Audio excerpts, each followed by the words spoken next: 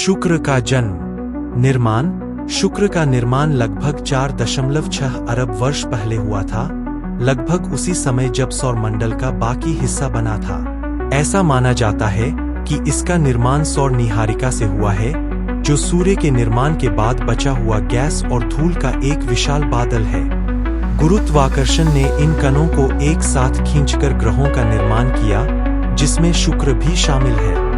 यह ग्रह आकार और संरचना में पृथ्वी के बहुत समान है, जिससे पता चलता है कि उनकी उत्पत्ति एक समान है। प्रारंभिक विकास।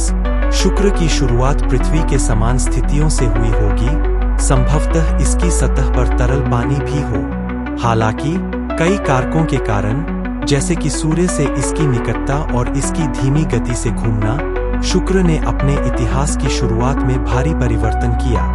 ग्रहीय विभेदन। पृथ्वी की तरह शुक्र भी संभवतः चला गया ग्रहों के विभेदीकरण की एक प्रक्रिया के माध्यम से, जहां भारी सामग्री एक कोर बनाने के लिए डूब गई और हल्की सामग्री ने मेंटल और क्रस्ट का निर्माण किया।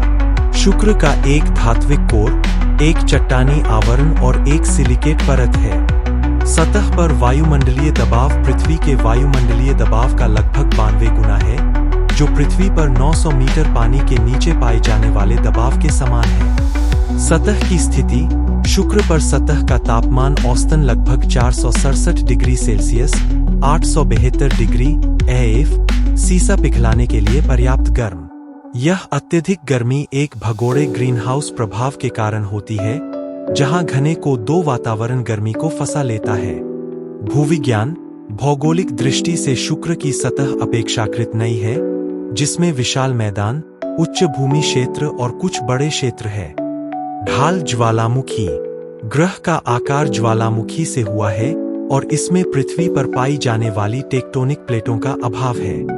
इसके बजाय गर्मी बढ़ने से पपड़ी सिकुड़ जाती है और मुड़ जाती है, जिससे बड़े पैमाने पर ज्वालामुखी गतिविधि होती है। 360 किलोमीटर प्रति घंटा 224 मील प्रति घंटे तक ये हवाएं लगभग 4 पृथ्वी दिवसों में ग्रह का चक्कर लगाती है। घने बादल सूरज की रोशनी को सतह तक पहुंचने से रोकते हैं, जिससे अंधेरा और हमेशा बादल छाए रहने वाला वातावरण बनता है। संभावित महासागर और अधिक समशीतोष्ण जलवायु। हालांकि ऐसी कोई भी परिस्थिति अरबों साल पहले अस्तित्व में रही होगी, इससे पहले कि भगोड़ा ग्रीनहाउस प्रभाव पकड़ में आ गया। वर्तमान निवास। आज शुक्र को सौर मंडल में सबसे दुर्गम स्थानों में से एक माना जाता है। जैसा कि हम जानते हैं, अत्यधिक तापमान, कुचलने वाला दबाव और विषाक्त वातावरण के कारण जीवन का समर्थन करना असंभव हो जाता है। हालांकि कुछ वैज्ञानिकों ने ऊपरी वायुमंडल में मौजूद सूक्ष्मजीव जीवन की संभावना के बारे में अनुमान लगाया है, जहां स्थितियां कम चरम हैं। भविष्य की खोज और टेराफॉर्मिंग। जबकि शुक्र वर्तमान में रहने योग्य नहीं है, यह आकर्षण की वस्तु बना हुआ है वैज्ञानिकों और इंजीनियरों के लिए।